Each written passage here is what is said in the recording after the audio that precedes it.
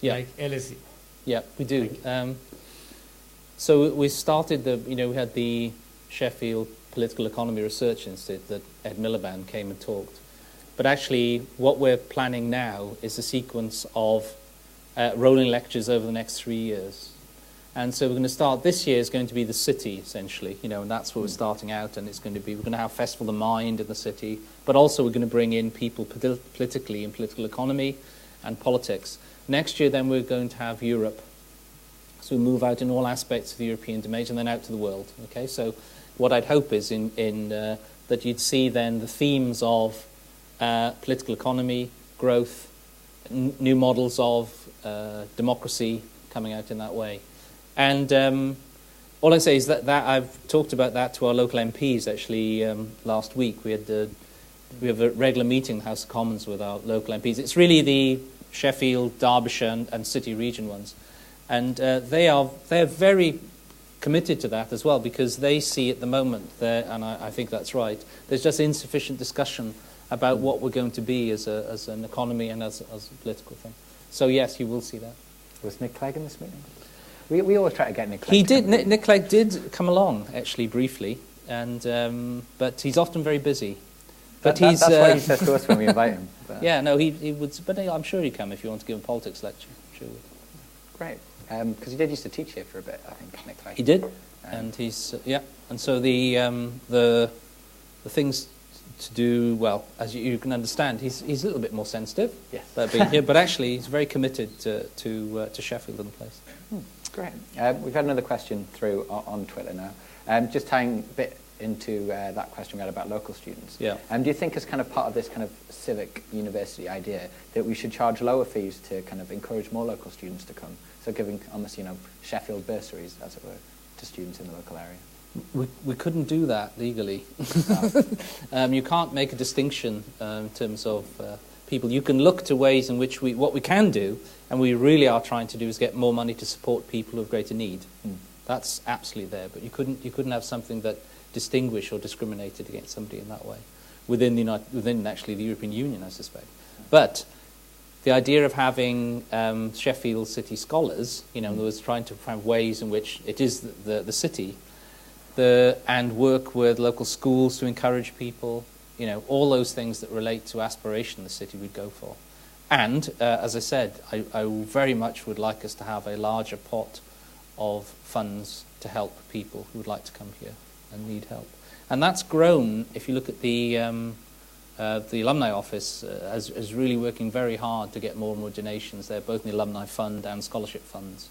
And that's a big deal. And in fact, when I go to events that have got alumni, my number one pitch is always money for students. It's the number one priority. Brilliant. I think we'll do one last question on this theme before we move on to the next one. This one, again, is the one that we've had through on Twitter. It's from Richard. Do personal tutors have a supportive and welfare role to play alongside supporting kind of academic learning? So the role of the personal tutor. Yeah, because I think that the most important thing is the connection, isn't it? Or in other words, a person. And I think that what generally happens when you have a personal connection of that sort is that you can't distinguish rigorously between what's purely academic per se and what other issues are preventing someone from being a good student. Because if you they're likely to be overlapping. Certainly, in my own experience, I've had various experiences that I ran a hall of a residence in London, who actually was then explicitly, that was like getting people off the roof at 2 o'clock in the morning, or appearing a Horseferry Road magistrates course to give, good things. But, I've had a varied experience about that. Actually, the worst one we had with that was with a guy that the diplomatic protection police had arrested while he was underneath the Saudi ambassador's car.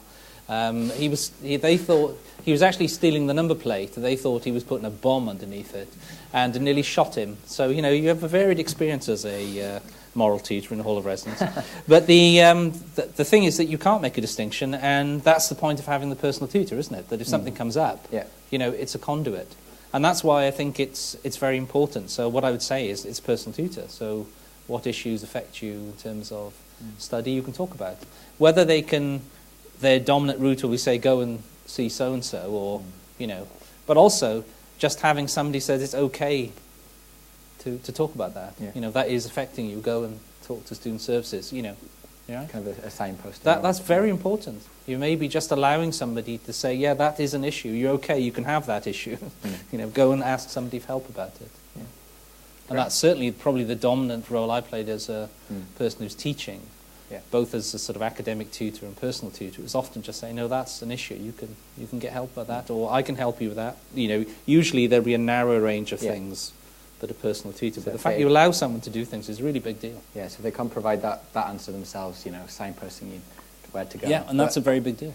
I was going to say, you heard it here first. If you do get arrested for planting a bomb under the Saudi ambassador's car, your that's right. tutor will I'll bail be there you for out. you. There That's you right. Call well, no, I won't if it's a bomb, but if you're trying to nick the number plate. Okay, if you're trying to nick the number plate and are accused of a bomb, that's great. Okay. Yes. Although I don't recommend anybody go. No, you shouldn't.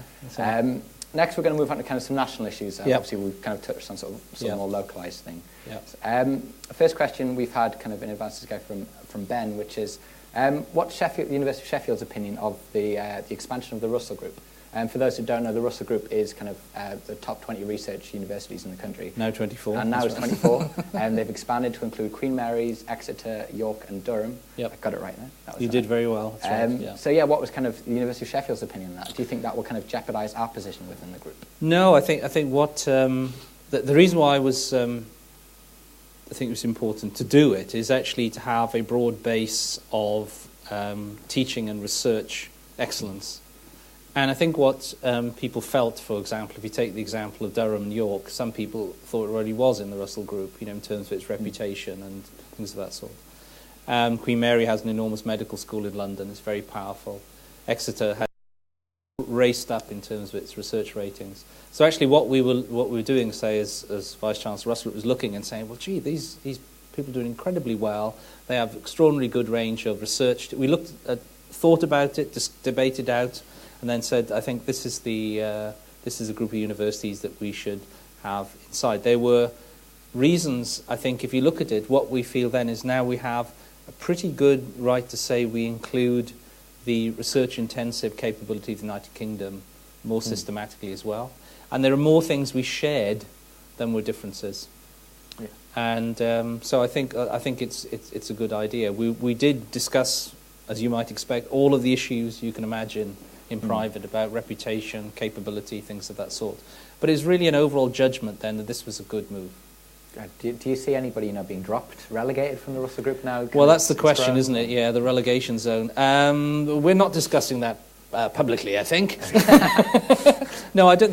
There wasn't any discussion of that, and there hasn't been. I think we decided with the group that we would like to invite in, and it was completely consensual, in terms of across the other universities. Happy.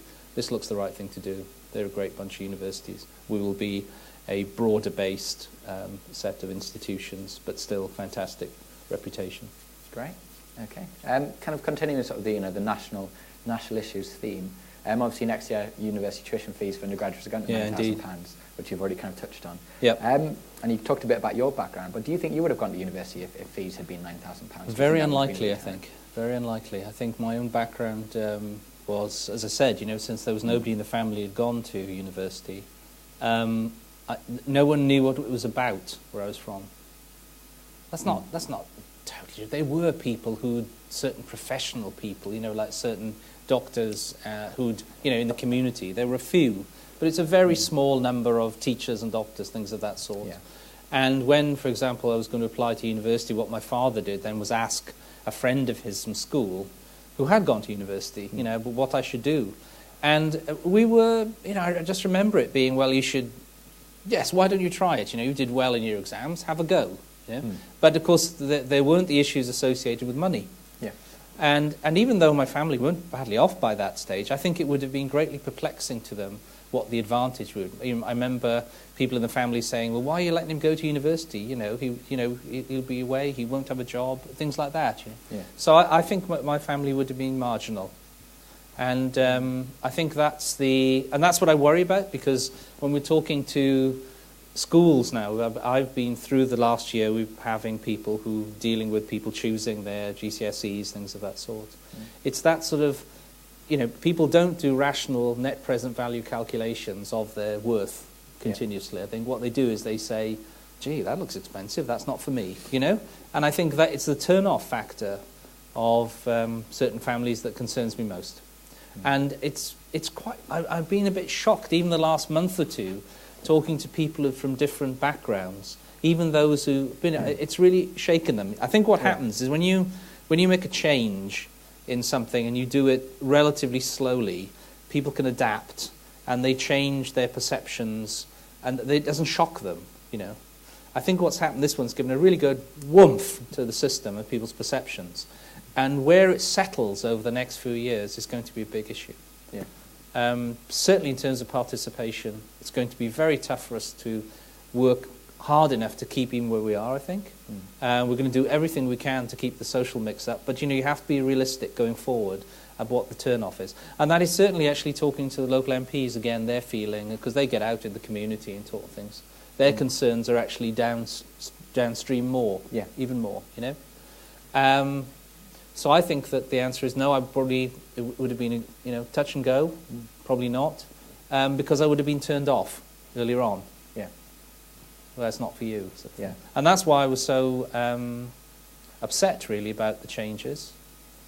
And really, all you can do, really, is say, as I persistently, what I think the consequences are. You know, I'm not a politician. I can't think, but I was persistently saying, this is what I think will happen. You know, these are the consequences.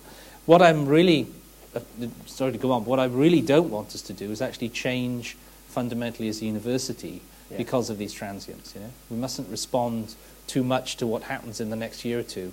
We must focus on the wider participation, but you've got to anticipate there will be quite bumpy things in terms of numbers of students in different subjects. We mustn't change the university in response to that too rapidly. We must look to see what the long-term themes are and keep our eye on the wider participation goals. That's my view.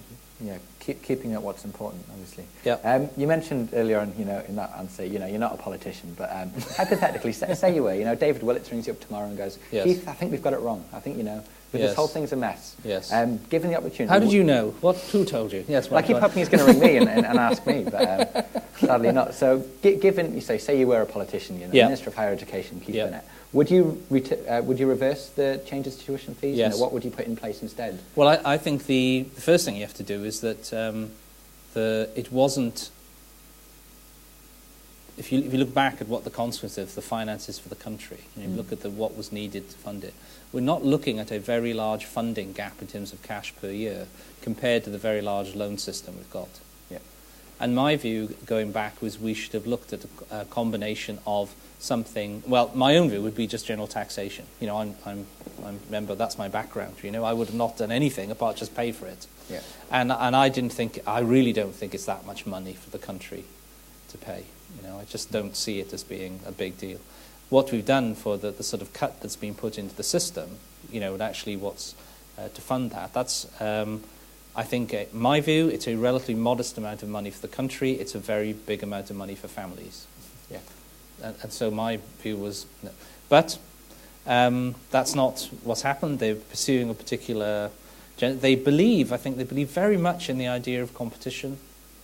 You know, and private provision and things of that sort, and I don't. Yeah. I don't think higher education should be a marketplace at all. You know, it's things like that you know, you're going to have very big differences between people's ideological things. So my view is, no, it's not. It's to do with that you have an education system that realises people's potential. That's what it's about. And if you are going to do it, then think about other ways to do it. Anyway, and we'll go on, because I'll start to rant. That's all right. Good answer. Yeah. I'm going to go to another question we've had through on Twitter now about international students. Yep. Kind of sticking with the fees theme. Yep. International students outside of the EU are obviously charged a higher fee. Yep. Do you think it's right to charge international students more, or do you think it should be brought in line with what we charge home students? I mean, with the way that we've thought about it has got to do still with how much, say, the British government is funding parts of higher education. So it's not true. If you look at you look at what's coming into the university, there is still a large amount of government money coming in other directions, where it's research to pay people's things, where it's aspects, not so much capital now, a little bit of capital, that's gone down, but it's still there in terms of what the government's putting. So I think it's fair from the point of view UK government and taxpayer that there's differential. The place where I'm more careful about is to do with postgraduate education. Yeah. I'm concerned that we'd be very careful about how we change postgraduate fees, both home undergraduate and international. I'm looking at that. And the reason why I'm concerned there is that I want us to have a strategy. You know, in terms of the undergraduate fee, that's basically been decided for us in a sense, to a good extent. I'm very much looking at the moment with people like Paul White and with Tom about what the strategy should be for postgraduate education. Because there, it's got to do with access to professions and things of that sort. And I just wanted to think about it rather than doing things. So we're going to have a working group to see what fees we should have in that area going forward over the next 5-10 years. Yeah. And that's something I do want to do with our student body.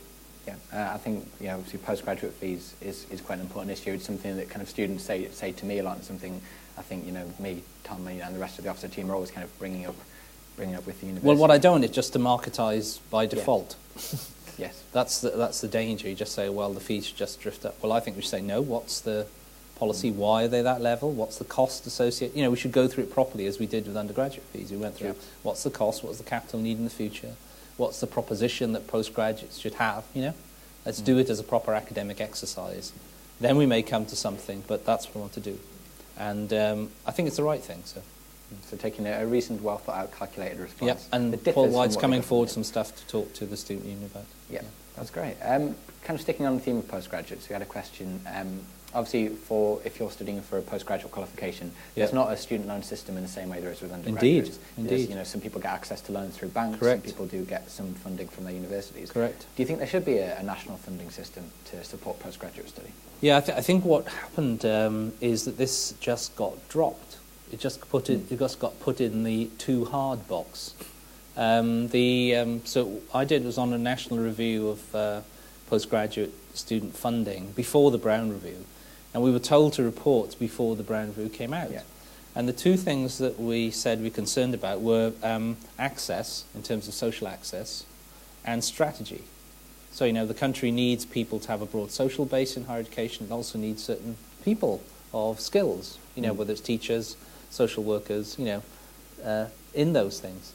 And what we said was, please attend to that change. Because if you... our view was if you go forward with postgraduate education and you don't look at where it's going to be, you can end up 10 years down the line with a lot fewer people than you'd want to have, either in particular qualification areas or particular social classes. And what happened was, I understand, so we were at the House of Parliament and somebody asked Lord Brown, well, why didn't you say anything about postgraduate students? And so he looked at the back of the room and he sort of said, well, we didn't know what to do, really. And that was it. So that was the too hard box, you see. So then the review was brought back together again after the Brown, so we got back together again. And we said what we said again, we better pay attention to strategy and social mix. And I think that's now starting to move. So if you look at it, HEFCE has started in its last things to put money to start to say, woof, we better not pull out the support so rapidly for certain areas of postgraduate research. And I was talking to David Wilkes about this, actually, and he's one of the people who is concerned about it as well. The thing the problem we have is that it's not a matter of national debate. So to me, it's a big deal. As someone who relies on clever people coming through, it's a big deal to certain professions. But it's not actually in the Daily Mail. It's not something people worry about. But it's actually pretty fundamental, I think, going forward to our ability as a nation. And so we're going to keep plugging on it. And again, the question I was asking was, well, how could we fund that? Certain parts of PGT that were either one in participation, so social inclusion, or strategically necessary. And so I would like there to be a thought on that. And then, well, do we need that, So is it a loan system or is it more funding for universities? But we need to address it. And HEFCE is starting to go that way. And so it's starting to be an issue within higher education, the sector and the ministry. It hasn't really got the political push behind it yet. But I'm been jumping up and down about that. That's good. I think postgraduate does need to become a national issue. And if you'll go away and write your MPs, start asking them to ask questions and get answers, we might start. Well, Paul Blumfield has asked questions in the House about it. So I think our own MP is very mindful of this. Yeah, absolutely. Obviously, national issues in higher education is a big kind of topic. I think a lot of people care about. So I think if we open it up to the floor there, and see if anybody's got any questions kind of on, national issues around HE. Yeah. Can we just get a microphone down here? Thanks. Good evening, sir. And I'm from journalism study. And last week, when our trip to London, I actually talked to Paul Bloomfield, our MP, and I asked him how our university is being represented in the parliament. And I would like to know from your side how our university was represented in the political level. Sure. And something like the raising of the tuition fees and the international student policy, do we have a voice in the policy-making process? Yeah, it's a very good point. I mean, I think that we are lucky actually to have Paul Bloomfield as our MP, because he is particularly, he's on the Biz Select Committee that actually helps have government policy on that, and has actually been very active in areas of representing international students. Visa issue, he organised a debate in Westminster Hall about it last year, and is running up again. So we have that. The local MPs and the broader MPs, which include some Conservative and Liberal Democrat ones, they keep in touch, pretty close touch with us. And certainly that's something that I talk to local politicians, including the Deputy Prime Minister, reasonably often, about issues of that sort. So I think we're well plugged into that. The other areas in which we talk about issues, I'm on the Prime Minister's Council of Science and Technology, which actually talks about issues that have to do with science and technology. But again, there we are able to put in a particular view of what it's about, and of course Sheffield plays a very strong role in that. What other things do I think we do? Well, our main conduit, those are MPs. The other ministers, like David Willits, is always around. He, in terms of interacting with the university, he was at the Russell Group meeting last week. He came to a launch meeting we had here in Sheffield on demographics. He's around. So I think we represent our views pretty vocally and consistently. But I think that the come back to the changes that happened, they were driven, if you look at the big changes in the country, they were driven very much by high finance, not, I would say, by, but, one has to say if someone has a different ideological thing, that marketisation is the right way to do it. That's where they're going. Yeah. I disagree, but I think we've represented our views pretty clearly and consistently. That's good. If only they would listen. Yeah. Indeed, that's right. Yes. Have you got any more questions from the floor? Yeah, could you just get a microphone? There's a big emphasis at the moment on education. We need to improve higher education for technology, the future of the country, economies, and we need a degree so we can get a job. What is your opinion on education for education's sake, rather than with a further goal?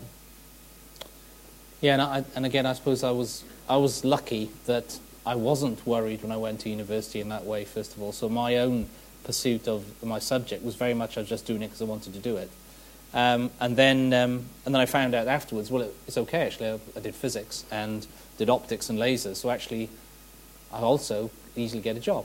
I think what we've just got to make sure we're honest, and say, just be open about the information of what people do afterwards, what jobs there, and help as well as we can and things of that sort.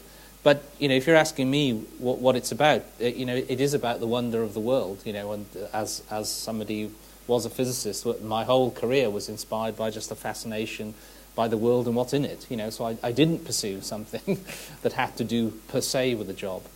So if we lost that, if in fact it wasn't inspiration or the excitement of learning about the world, if that didn't start part of it, I don't think we'd have the right then to ask people to come here.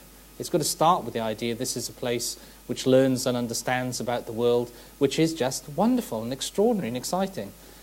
But having done that, we better make sure also there's good information and also good services in terms of people's careers.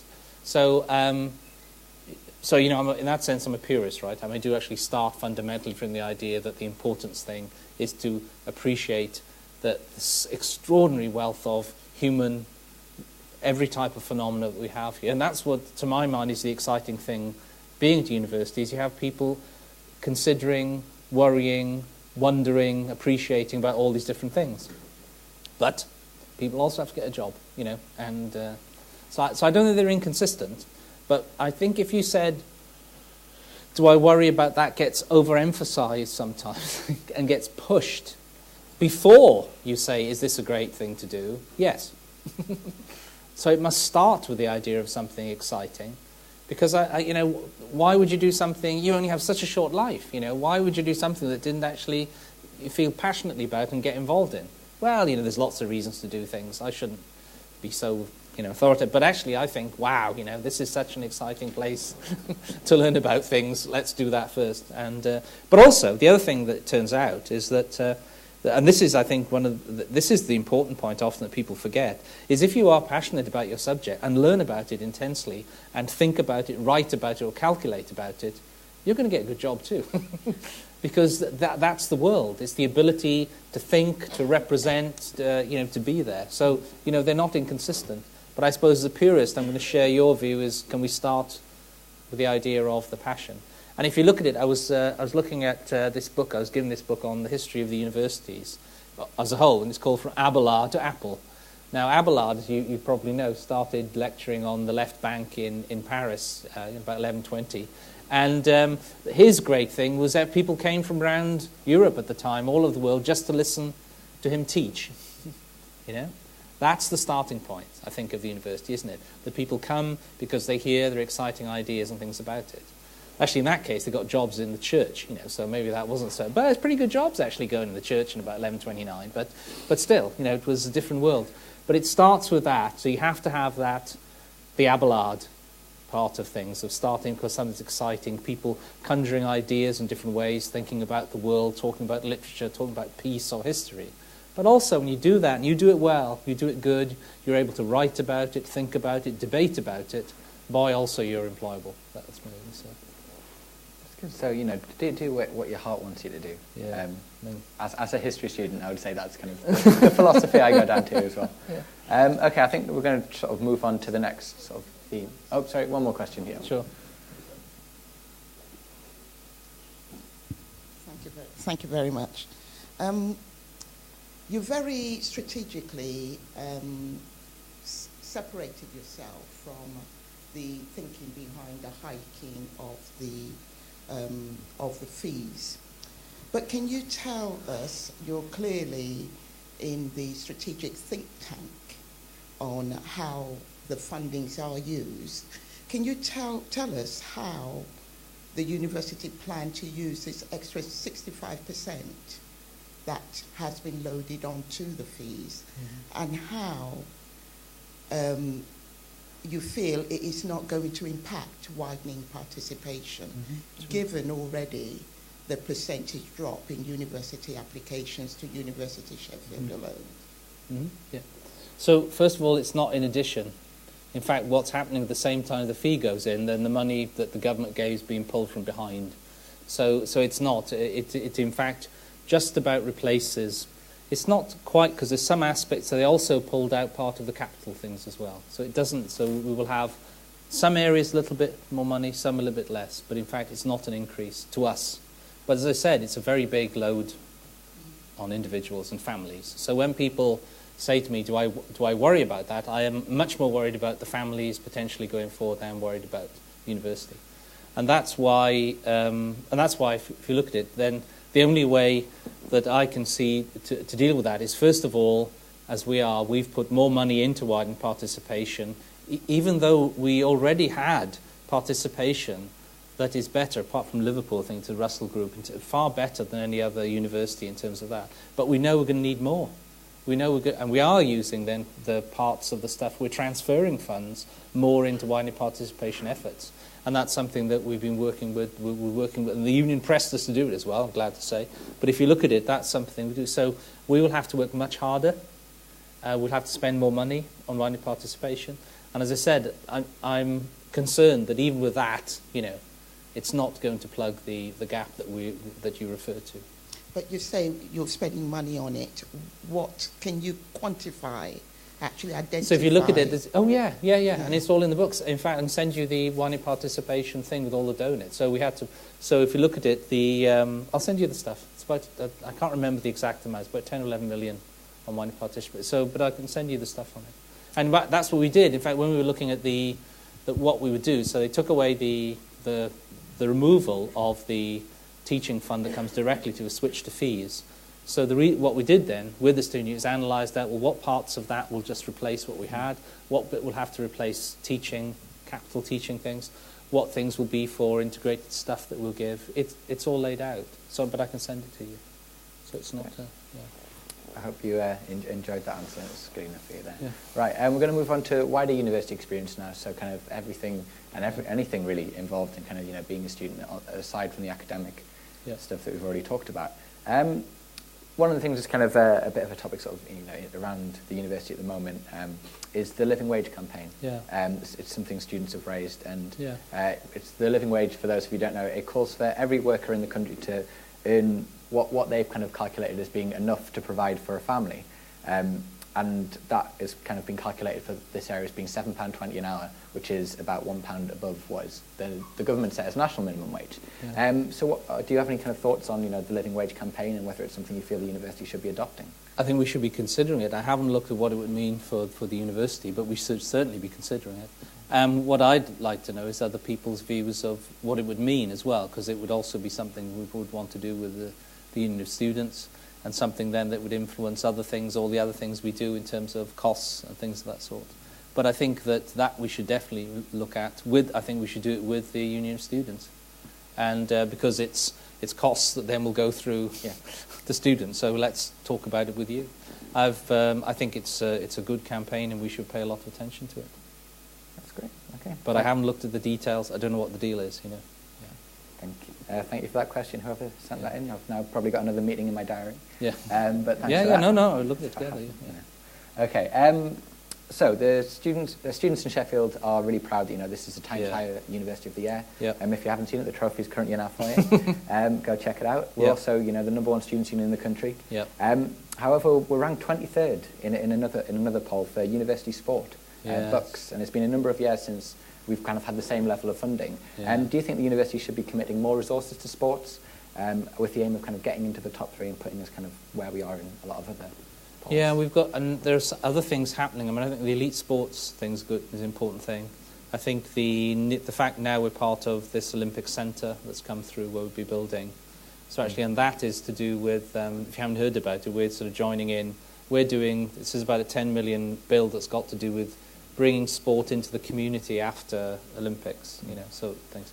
So I think it is important. First of all, it's very important to university life, and I know there are plans both in terms of what we're going to do, how we're going to do it, opening hours and things of that sort. And I know from Tracy that the things that have been put forward and the petition and things that have been taken very seriously, and they're going to come forward with a set of counter proposals that will acknowledge some of the hours, some of the things that are needed, and some of the facilities. I don't know how exactly we're going to do it, but that there is a commitment to look at how we will go up that league table. Okay, that's good. Because obviously sport's a big part of Sheffield. Yeah, it is. We're getting a follow-up question now through Twitter from at Ben Baldwin, if Ben's around anyway. Are you going to varsity? Any of the varsity events? Are you planning on attending them? I've got one of them. I think I've got. Yes, I've got the. I had a card in my hand stuck today. I thought it looked good, but I'll be going to one of them. But I've got quite a lot on. Okay. And I must admit, really, to being really rather bad at sport when I was. But I'm from, again, coming from South Wales, and actually in my school I had J.P.R. Williams. You too young to have heard that golden name, but we had, and Steve Fenwick and others. And I was taught actually to long jump by Lynn Davis, who just won the gold medal at Tokyo. But I was still absolutely awful. So, but I'm a great admirer of things, and of course we've got some fantastic people like Jessica Ennis and others who've been to the university. So I have great admiration for what she. And I think we have a good balance here in terms of its emphasis on participation. And health and things of that sort as well. It's not just the elite thing. Yeah. Well, luckily, you don't have to be good at sport to go and watch sport. No, that's a very good thing. They wouldn't let Wales me in. did reasonably this year, So I actually have a varsity T-shirt for you somewhere. That's right. It's been lost, is it? There we go. Oh, thank you very much. Okay, this is an honorary. Keep calm and beat Hallam. That's wonderful. Which is thank you very much. Generally the message of these. Thank you very much. So you can wear that when you come along. Okay. Currently, only around 18 to 19% of professors are female. Yeah. What do you think the university should be doing more to improve this ratio? And is the target that apparently has been set of 21% ambitious enough even? Yeah, if you look at the, it's also extremely variable. You know, so if you look at it, because I've been going around heads of department this year. I mean, one thing I've been doing is looking at issues, and there's an extremely variable picture. In some areas, I think you'd find in the university that it's not that. You know, it's approaching 40, 50%.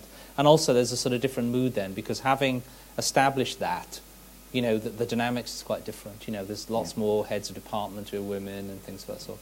But you're right, in some areas we have, and particularly in areas of science and engineering, not all areas of science, but if you look at it, we still have philosophy is another actually, just where you wonder why is there, such a low participation, and you get some interesting things as well. If you look at, say, computer science, for example, I was talking to head of computer science today, the proportion of women students has gone down there, whereas in the past, he was explaining to me, it was the fact it came more from mathematics, and there was an awful lot more women in mathematics. So we've still got, I think, some quite powerful cultural, social, things influencing the input. What we can do, I think, is just be first of all, very scrupulous in everything we do. Really scrub out any of the things where we're doing things that potentially or inadvertently create a prejudice. You've just got to be absolutely merciless in making sure you're thinking of things properly. And the next thing is just trying to stimulate and say this is a great career for people. But it is a perplexing and worrying thing often when this happens. And although we've made progress, there's a long way to go, and we just got to keep at it really. But also do it in the sense, I would say, of achievement of those people who've done well as well. Make it obviously, I don't know how to say, just warm-hearted and drawing people in, rather than legalistic things of that sort. So it's a very, very important thing, because otherwise we just don't have, in the long term for the country, we don't have as many gifted engineers as we should have. That's the thing we're missing, I think, is having people in. So in the university, still a big deal. Talk about it a lot to people, particularly women professors and women leaders, how they feel about it. And it's very important we got the right balance in terms of people's perceptions of what we're about. Yeah, so I mean, we've got a new PVC, a woman, for example, which is just happened. We had very, very strong candidates in social science. We were just a terrific group of people. So, but it's good. It's good to start to have go towards a balance on UEB as well. I'm just really, but we just have to keep at it. Yeah. So have faith. Getting there, but there's more to be done. Yeah, there is. I think we'll just open it up to the floor at that point. Do we have any questions on kind of the wider university experience, being a student? Just take one at the very back there first of all. Sorry, is this okay? Terrible at using microphones. It's good. It's good. It's good. Just back to the living wage campaign. Sure. Good to hear that you're interested in it. Just thought I'd give you a couple of figures. Please. Just to give you please. an idea. That'd be good. Currently there are 348 university staff, not including casual or agency staff, who are paid below the living wage.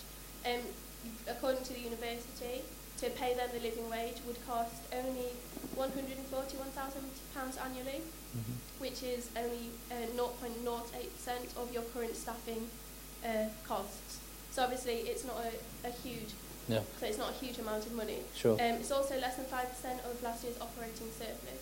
In the annual report last year, talked about the founding of the university on penny donations, and the idea that it was time to give something back to the community. Obviously, a living wage for staff who are from Sheffield, most of them, would be a good way to do this. And I just wondered if you have anything to say now you've got a few more facts and figures. I think what you say is very powerful. I don't make decisions about stuff like that, but I think it's very powerful. I mean, it would be good if you could, if just even an idea, if you personally would support it or anything. And if you are interested, we have meetings on Tuesdays. I'd be very happy to come and talk to you about it. Very happy to come and talk. No, seriously, I would. And what you say is very powerful and important. It's just when you make the big organisation, you don't make decisions or things like that without having colleagues and discussions. But I appreciate that, and actually very much applaud the support. The second plug of the evening from the living no, it's very important. I'm not. Yeah, that's good. I think we had another question in front of that. Phil, just get your microphone. Cheers, thank you very much. Firstly, thank you very much for taking this opportunity to come and listen to us. It's very much appreciated. Yeah. I'm the Students' Union Council for the Department of Town and Regional Planning, and the issue that most often comes across for us, both all students across all programmes and staff, is teaching and inadequate teaching spaces. Yeah. I believe there's a central booking service, and quite often a lot of our classes come up whereby we're in inappropriate rooms. I just wondered, is the university looking to invest more into more rooms, more teaching spaces, both lecture theatres, seminar rooms and IT rooms, but also I understand there's a proposal to expand the teaching day. Can you expand upon that as well? Oh, I don't know about the last one. I got that from my head of department. So. Oh, okay. That's from Craig, is it? Yes, that's right. Okay. No, well, I mean, there have been discussions through the 3 years, but I don't know about a proposal to expand it. Maybe there is. Wait a minute. Let me think. Maybe someone has. Don't remember. Anyway, but anyway, come back to the other ones. Anything? Yes. Okay. So there's so today, for example, we announced about a 20 million project for. This is initially engineering space in terms of the graduate engineering thing, but that's the starting point. We'll also be building. This is our plan to actually spend overall about 150 million on new teaching space in the next few years. So the point you start with is actually well made. That in fact we have not solved by any means the timetable problem. You know, it's been a persistent difficulty we've had, and it's caused real issues for students and staff. Right? You know, the people that I've talked to are really concerned about how to do it better, and we need to do that better. But we also need better teaching space, particularly in certain areas, actually, particularly where things have grown, got bigger, more PGT, things of that sort. So, and there's also a space that in 301 that Paul White's in charge of, really better space for certain aspects of student support as well, and other things to do with language teaching, things of that sort. So no, we all of the surplus, effectively, in the next years will be going into teaching space. So it's not, and in fact, if we didn't have it, then we wouldn't be able to do it. But that's where all our money will go. So yes. That's great. Thank you. We've had another question that we've had sent in around sort of essay marking and staff teaching time. University tutors in many departments, especially mainly postgraduate tutors, aren't being paid for the number of hours that they're actually working. They get paid for their teaching time, but then kind of that pay sort of factors in time for marking essays as well. And this often kind of leaves them with around 5 minutes to mark an essay, kind of given how long they're paid for. Obviously, this kind of could possibly raise questions about the quality and consistency of the marking. Do you think tutors should be allocated more marking time, and do you think they should be paid for that marking time? I have no idea about this, so I'll have to check. I mean, I did not know that was the payment system for things. So can I look into it? Yeah. And what you said, can you make let me make sure I understand. First of all, is that can you send me the question? Yeah. And then I will send you a bit back. So what are you saying? Is they're getting about 5? Postgraduates that teach are kind of paid for their teaching time, and then they get paid at just an amount, as it were, rather than they get paid per thing. By the hour, and there's a multiplier to factor in. And they're working out now that they're actually, this then leaves them just about 5 minutes per essay, which doesn't sound a lot. No. Yeah. Okay. And whereas kind of contracted lecturers, their factor gives them a lot longer. So. I will look at that. Okay. Yeah. We'll send I did not know about that. And we'll get an answer from that eventually. Yeah. We've got another couple of questions. I'll come to you in a second. Roscoe, just get your microphone. There's currently about 5 higher education institutions which appear in the Stonewall Top 100 Workplace Equality Index. Sheffield isn't one of them. How do you see the university kind of fitting into LGBT issues, both for staff and students? We've actually got, we're thinking about how to do that at the moment. We've actually got Simon Fanshawe, who's actually, we're going to organise a set of sessions with him to bring a greater range of people into those issues. You know, it's very important. In fact, I mean, and it's interesting because when I visited the Stonewall Club with Dominic Shellard, actually a couple of years ago, we were talking about that, you know, and how the university could move in that way. And so actually, it's actually also with Phil Harvey, who was a very good mate of Simon Fanshawe. So we've decided now we've just got to get it more into people's minds. So we're going to organise the sessions for everybody involved in leadership throughout the system to be thinking about these issues more proactively all the time. So, and I really hope we can do it. But we're going to spend time think about it, discuss it, and so I'm really hoping we can get going on it. And there's a really good, we want to do it feel, I should say, amongst management there. So work in progress. Do you have a question, Neville, at the front there? You don't need a microphone, just shout. Okay. I'm going to make a bit of an admission. Yeah. When I was a student, I wasn't really sure about kind of the university's governance or who led the university or anything. And I think, to be honest, if you'd say the word Vice Chancellor to the University Secretary, I would have gone, who?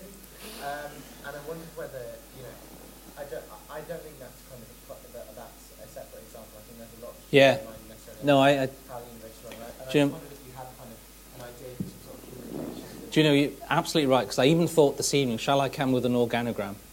Because it isn't clear at all, is it? So if you look at it, there's I should give a lecture on this, go on forever, but we've got a council, first of all, which is actually dominantly people who are lay members, often ex-students, alumni, things of that sort, and other people. And they're the governing body. There's also staff representatives, things. They're the governing body of it. And that's like the board, as it were. Then I'm the chief executive, so I have to do what the council said with my other executives. And that's something which is really important in terms of how the structure goes. The ultimate authority for academic programs in the institution is the Senate. There are these things in the university but actually maybe that's an idea. I could give come back again and give a talk on university administration.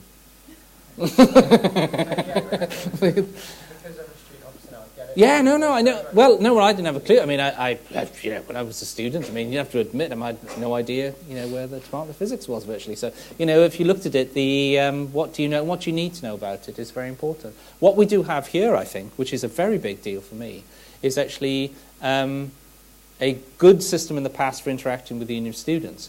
But we do actually want to do more. What decided is it was such a good thing when we did 2012 together last year, in terms of having proper participation, opening the books, doing those things. What we want to do in the future is involve them more. So what we're thinking about is going more sort of project-oriented in the future with the union of students. So having some joint things we do and more joint meetings of it. Because it worked very, very well. And the union of students actually pushed us hard, sometimes slaps our wrists, sometimes tells us off. And that's great. That is very, very important. And it makes us a much stronger institution because of it. It certainly helped us enormously last year, and it, again this year, the union students did a terrific job in terms of saying, no, don't do that, that's dumb. It was a very, very good, Harry told me, that's a very, very good thing to have as union students that feels it can do that and have that thing. So we want to expand that a bit, because it works well. But generally, you're right, so maybe we should have, what's going on. There you go, you'll have to come back for a lecture on university governance structure. Yeah, that's right. I don't know why you're laughing, I'd go to that. No, that's right. We have another question just up there. Thank you. My question is about the level of support offered to postgrad mature students. I'm a postgrad mature student with dependent children, and when I was offered the PhD study that I'm currently working on, one of the things, I live in Nottinghamshire, one of the things I looked at was accommodation, and I was very pleased to see the array of accommodation that the university actually has on offer. However, when then going for accommodation for my family, I was asked to pay £650 a month. Now, my grant is £3,336 a quarter. How am I expected to be able to afford such an accommodation? So is it possible that the university can perhaps look at ways of really supporting student parents? I don't know whether it's by subsidizing accommodation or whatever. At the moment, I actually travel with my children. Wow. I commute every day. I've had to change their schools to here in order to engage in that. Now, I'm very committed to the study, and mature students generally are really, really committed. But I think it's a little bit unfair that this burden is placed on mature students? I'd be very happy to look with you into your situation. That's probably the best thing for me to understand it better. So, why don't we get together, come have a meeting? It's a general thing. I'm not an only one. No, I know that, but it's actually very helpful to look into things and then say, right, well, what can we actually do? I mean, if I don't look at it, then I won't get it, you know what I mean? So I don't want to say, go and talk to so-and-so, It's much better if you come and see me, I'll think about it, see what systems we've got. But not just for you personally, then I'll think whether it's working for other people. But it really helps often to have some person to go through it. I find it's easier when you're actually confronting the issues that somebody has in front of you. Then you think, well, what are the others? And then I'll find out what it is in terms of general support. I'm very happy to do come. That's great. Do we have one more question there? At the back, can we get a microphone? Just to kind of go on to student support, at the moment the university is kind of launching its well-connected website to do with kind of supporting students through mental health problems. Yep.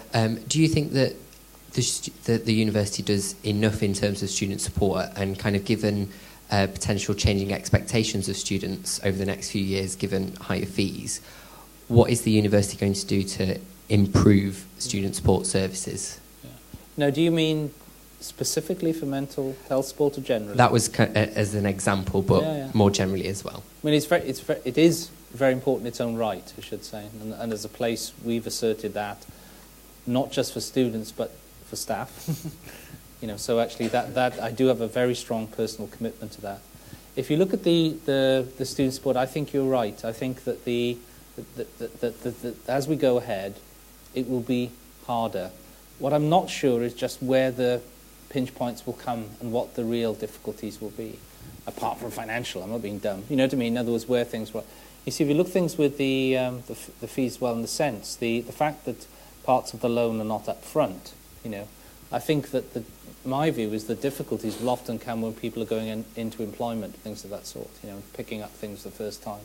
So I don't have a good enough view of where the pinch points will be going forward.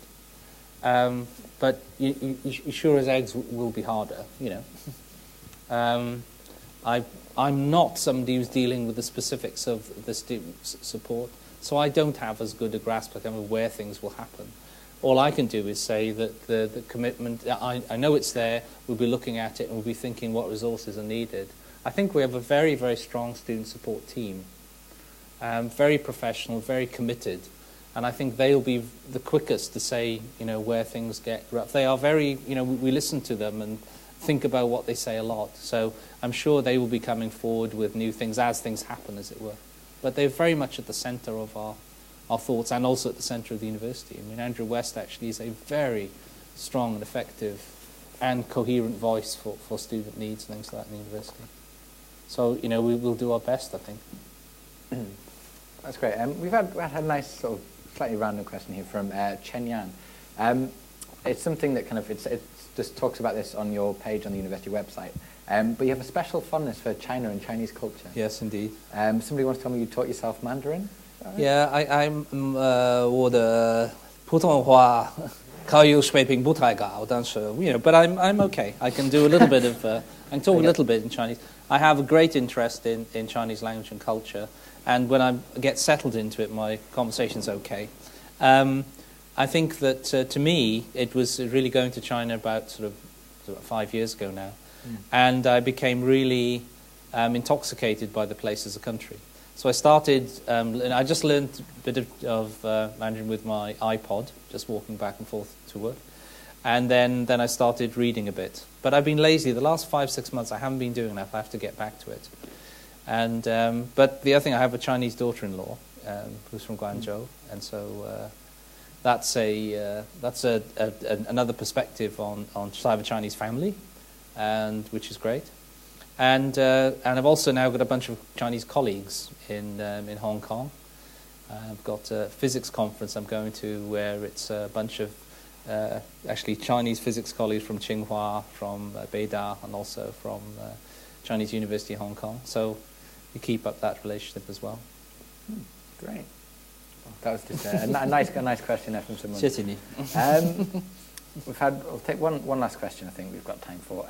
It's about kind of The IC. The IC has been very successful as kind of a new model of a library. It's not your traditional library.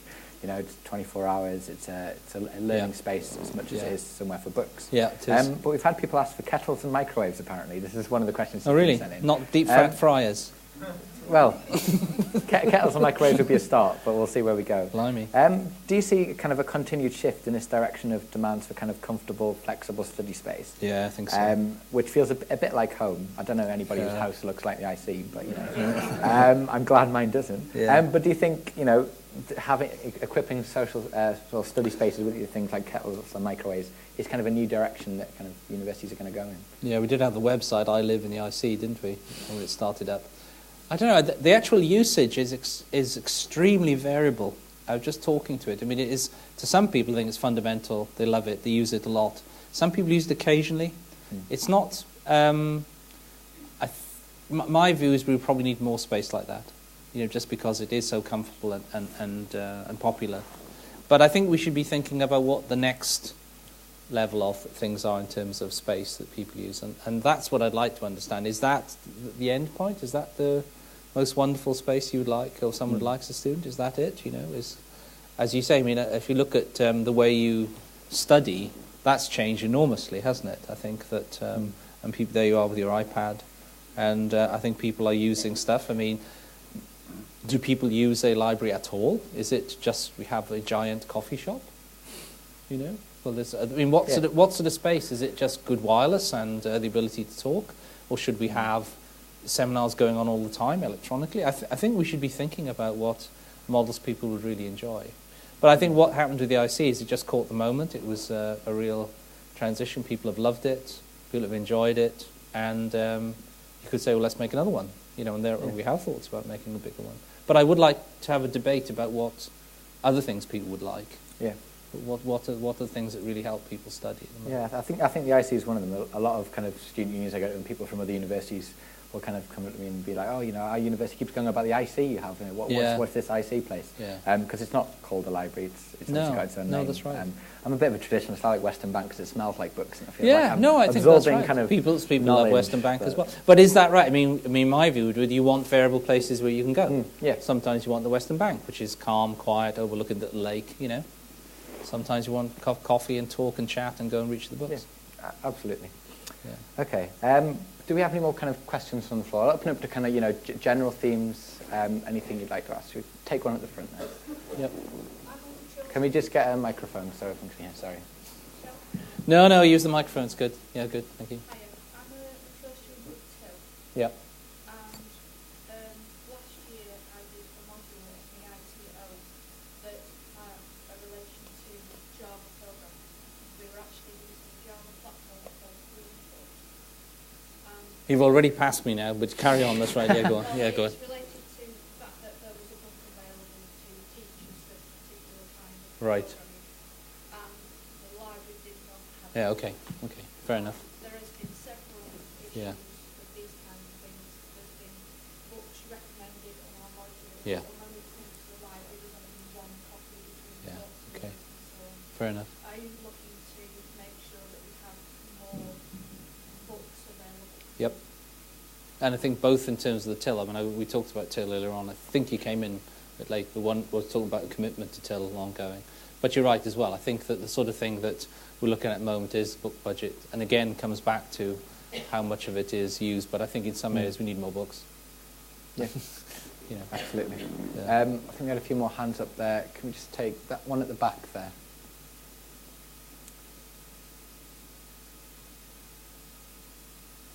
Oh, we'll take that one. Was that microphone on? Did everybody hear that last question right? Or, yeah? No. No, it's not working. Oh, we've got a broken microphone. If you shout, I'll shout the question out. Doesn't work. That's good. Okay, try shouting and we'll repeat the questions. Oh, they are good. Okay, good. Yeah. Good. As the university got more than 2,000 Chinese student in University of Sheffield, and has the university ever considered giving a holiday during the Chinese New Year, as it's taking on February, and it's during the exam. No, but I mean you're right. It is now an important issue for many of the students, and I think, but that's probably the case that if you look at other holidays, both secular and religious, we keep relatively to our own timetable, as it were. We don't actually adhere to particular things. So, but it's a good point. It's something I think we do in the Students' Union. We've got Mina at the front here, who was the international officer last year. I remember she put on quite a big kind of Chinese New Year thing. So I think it's great to have a really celebration, but it's a very good question. Should we actually have a proper holiday? I'll go home for spring break. You'll have been understood what you said before, which I didn't. But you'll have to tell me at the end. We had that question next to the question at the back. I think you might have just missed one of the questions that came in earlier. It was about the university's involvement with the arms trade and whether Sheffield would like to follow on UCL's initiative and stop being involved with it. And I just want to know what your perspective on that was. Yeah, and you mean investment? Should the university stop investing in arms? Stocks and shares, and also receiving investment. We have tiny. I mean, should we? I don't even know how much we have. There's been our total endowment. Remember, at Sheffield is about 30 million, which may sound a lot, but it's tiny compared to other institutions. I don't know what the corresponding amount is in people that make weapons, things of that sort. Mm-hmm. I think that the main thing that we do in terms of our own academic thing is to make sure there's no, and I am careful about this in terms of classified versus unclassified work. I have that because my own thing is, I'm not exactly I can't say I'm a pacifist. I was in the past. I've certainly been an anti-nuclear campaigner, and I campaigned against nuclear weapons in space and Star Wars things. That's probably the only political campaign involved. So I'm careful about things of that sort, and that's just because of my own convictions.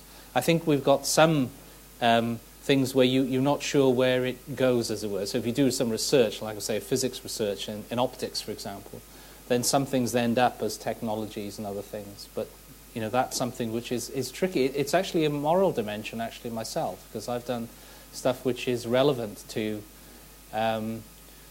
nuclear science, but I'm a very strictly civilian, non-proliferation, non-Star Wars, CND nuclear type, So and that's tricky, but it's a balance you have to do. Sorry. But I appreciate your question, because I think that it's a very important moral dimension we have as individuals, and it's very important we discuss it, and be open about what we're doing. So. Apparently, I think it totals the university's shares at 1.3% are involved in arms. Oh, really? Is it? It's 1.3 of the 30 million? Even if that's quite a small amount, I think it's principle, and I think maybe we should reflect. Yeah, I think that's... Well, I'll talk to people about it. Great, That's good. thank you. Thank you for telling me. Good question. Is that things like just specific companies that then are involved in it, is it? Is that what you mean? Yeah. Send me the information. I'll meet you and be good. Let's have a chat about it. It's good. Yeah, cool. Okay, right. Okay, thank you. Good. May not be able to make it, but I do support. I think that's such an issue students care a lot. I think, did you mention LSE? They run a campaign called The Only Way is Ethics, which is about ethical investment, named after a really terrible TV program. Yes, I do know that. Yeah. But it's always good to check, that's right. So, yes. So okay. Actually, I used to go to Barry Island when I was a kid. You'll understand the cultural reference there, do you? That's good, that's right. I'd try to avoid it at all costs. That's right. Awful. Yes, that's right. And Joanne was on, Graham Norton on Friday. Oh, okay. Oh, right. I know what we're talking about now. I got confused. Right. Let's see if we have any more questions. Yes. I think we've probably got time to take one last question from the floor. Should we just have you there in the black coat, if we can get a microphone? Thank you. The first thing, quite good thing, personally, we actually have 2 contests before, and the London Road magazine is actually due in April. Right. So hope I can personally give you the sample of the magazine sometimes later. Yeah. But one thing now I'd like to talk about is, I have no idea whether you have heard of it recently, the cases about Chinese students kind of targeted at smartphone robbery. Right. And there are No, 6 I didn't. cases last month in February.